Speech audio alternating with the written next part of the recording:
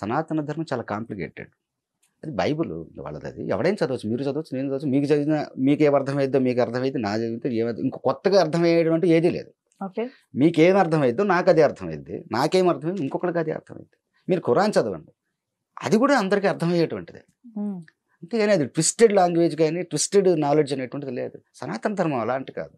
Twisted, compressed. దీనిని అర్థం చేసుకోవాలంటే వాడికి ఋషి కానీ ఒక సైంటిస్ట్ కానీ లేదంటే దాని మీద పరిశోధన చేసిన వాడు అయి ఉండాలి కానీ సామాన్యుడికి అసలు అర్థం కాదు. సనాతన ధర్మం అనేటువంటి అంత సామాన్యంగా అర్థమయ్యేటువంటిది కాదు. సనాతన ధర్మంలో ఒక దాని గురించి చెప్పాలి అని చెప్పేసి అంటే అసలు కొన్ని రోజులు పడుతుంది. సనాతన ధర్మం గురించి పూర్తిగా చెప్పాలంటే కొన్ని సంవత్సరాలు పడుతుంది. అలాంటి ధర్మాన్ని అర్థం చేసుకోవడం చాలా కష్టం. ఒకప్పుడు దీంట్లో ఎవరికి ఎంత తెలియాలో అంతవరకు మాత్రమే చెప్పేవాళ్ళు.